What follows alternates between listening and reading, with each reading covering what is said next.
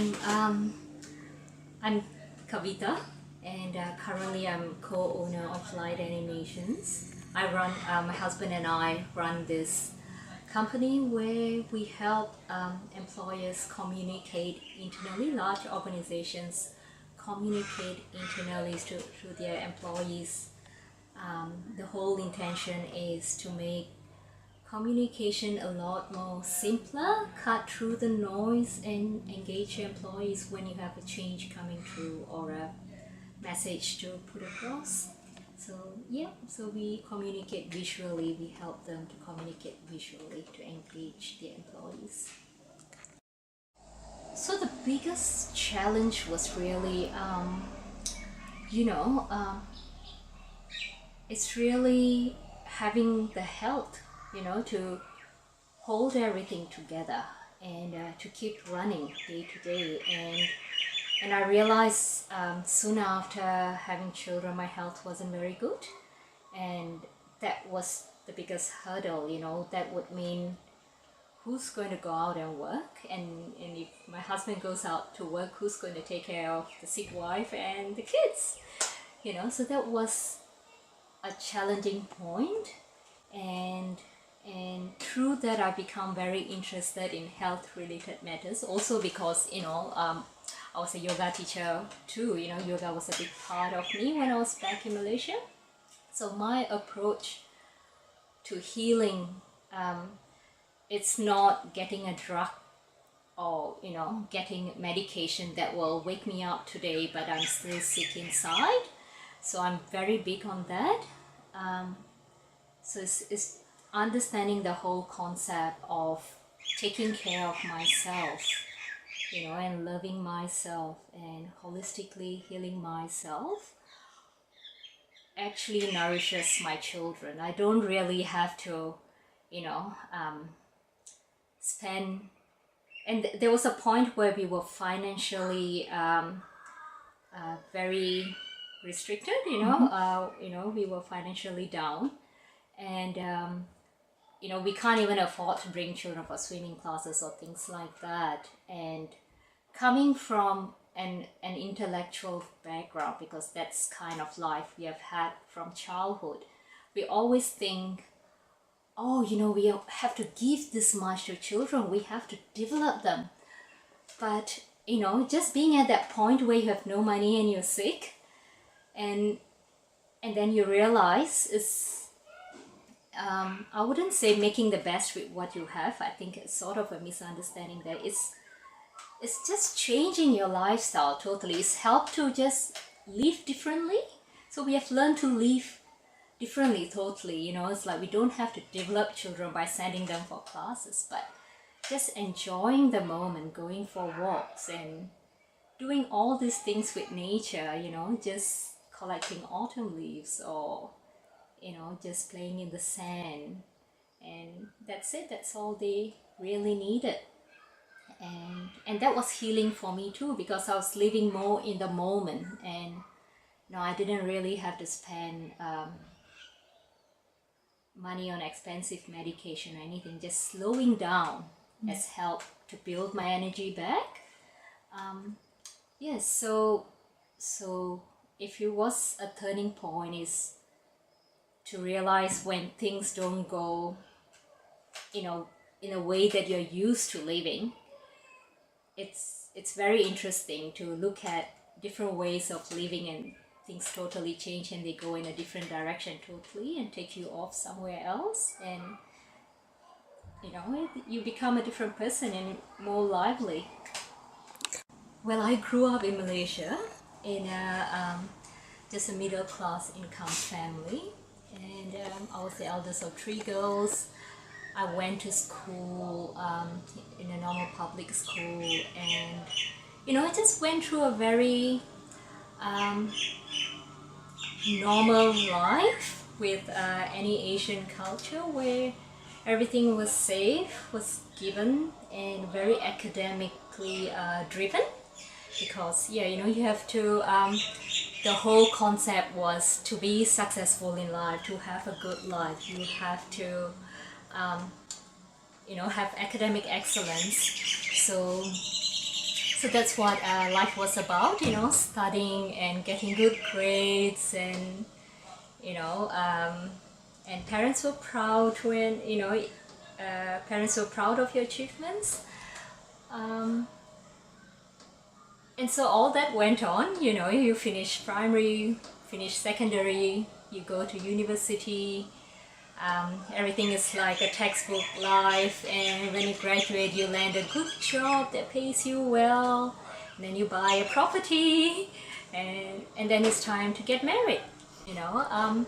But thankfully, you know, unlike in some Asian cultures where there's arranged marriage and stuff, in my family they were liberal about it.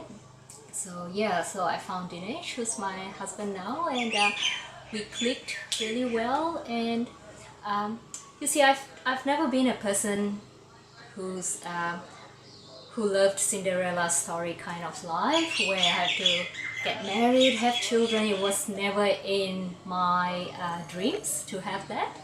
So I was more of a person who dreamed of probably having a career and being independent, and especially being the eldest of three girls. You know, growing up, what I hated the most is when parents, friends of my parents looked at them like, oh, you've only got three girls, you've got no boys. And I used to go like, what's wrong with that, you know? So so probably that's a very deep aspect in me, like, you know, girls are no less than boys. And so yeah, you know, getting married and stuff wasn't in my thoughts. But when I met Dinesh, and you know, it just felt right, and so we got married. And at that time his siblings were already in Melbourne, and but that wasn't the trigger to migrate. The trigger to migrate was Dinesh wasn't happy with his job because he's very creatively inclined, and being in Malaysia, if you have, there's no career path in creativity. It's more like you become a styling artist if you don't go into a management ladder. Whereas for me it was fine because I'm a natural project manager, so all my career was like, oh, it's fine, you know, you get your promotions if you do well and things like that. But we had no children then, and we have, you know, we were all right. And we could apply for the PR under sponsorship program because his family was already here. So it was just, you know, we just applied for fun, and surprisingly we got it like quite quickly.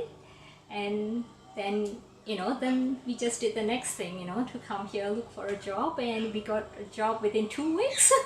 So it felt like it was just so easy. It was all just meant to happen. So we moved here, and then we found out we are going to be having kids. And what turned out to be a short-term plan, you know, initially we were thinking we'd just come here, work, and, you know, tour Australia and go back to Malaysia. But once we had kids, things changed for us. You know, this became home. Melbourne became home.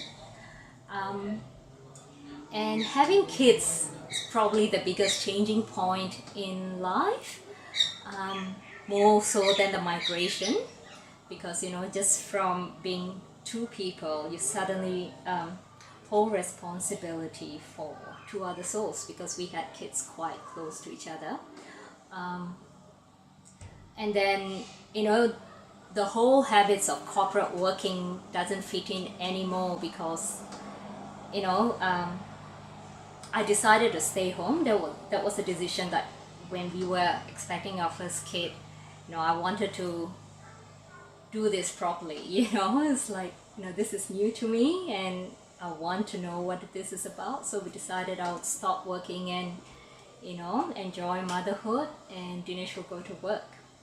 And then we realized that it's not as easy as that.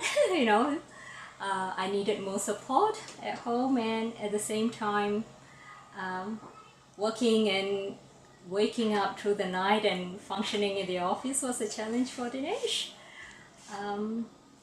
So then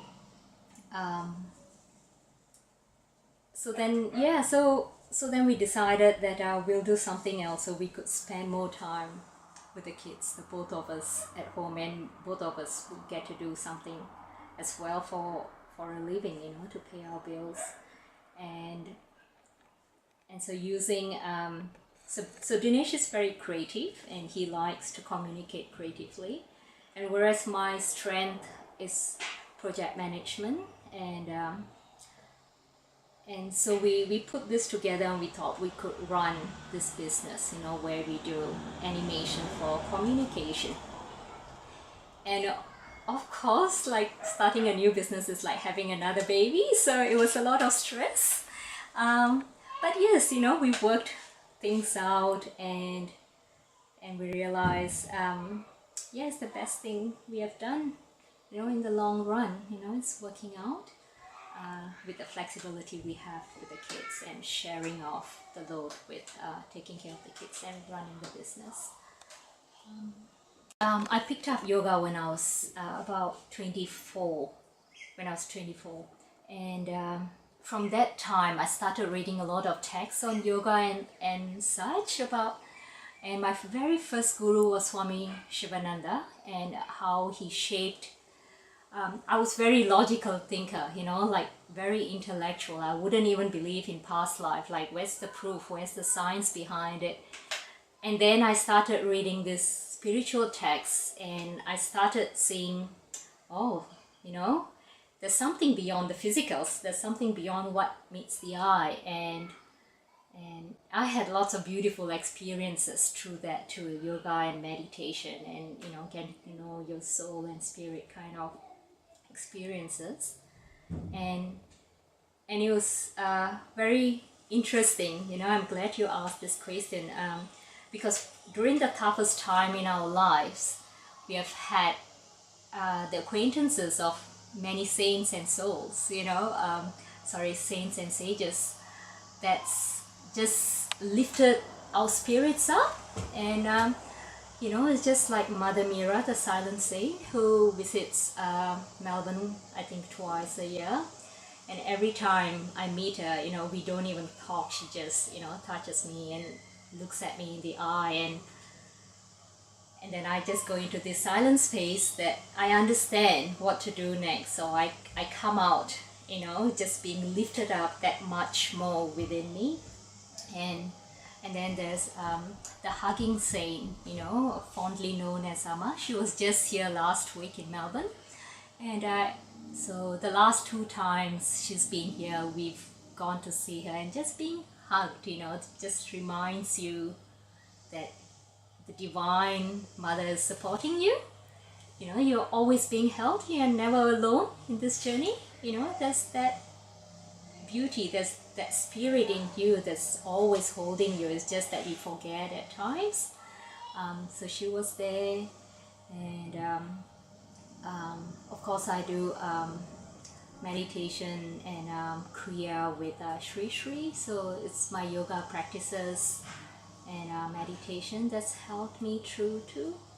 So it's really saints and sages that's and of course my personal guru, Sai Baba. So it's like a very strong father figure, you know, giving confidence and getting us going and holding our family together. Yeah. Currently, there are 2 aspects that I'm working with, and for me, always, you know, having that marriage and having raising children and holding the business, it always comes from how I develop myself within. So currently I'm at the point where I'm cutting ties that bind, and what it really means is growing up along the way, you have learned good patterns and bad patterns, but you want to let go of the bad patterns that you have learned and you picked up in life. So I'm currently doing that practice of meditation where I could just, you know, cut ties that's holding me back and just to be the person that I could be, you know, the potential that I have to explore that. And also, you know, when I look back, as a young adult or working in the corporate world, you know, just, you know, I was probably very hard, you know, arrogant in the sense that it was all about me, you know, how I perform, and I've taken this team through, and, you know, I've been good, you know, I've done my work, things like that. And coming into motherhood, that has softened me up. Working with people is not like working with machine, you know. It's this softer part of me that understands that I can't, you know, people are not machines, you know. Being, you know, the hard times has really softened me up.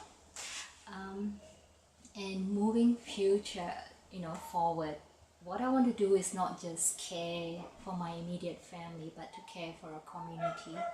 So and my partner and I, my husband and I, that's what we really want to do, you know, build ourselves, build our capacity to, you know, care for the earth, care for the community, a larger group of children perhaps. Yes.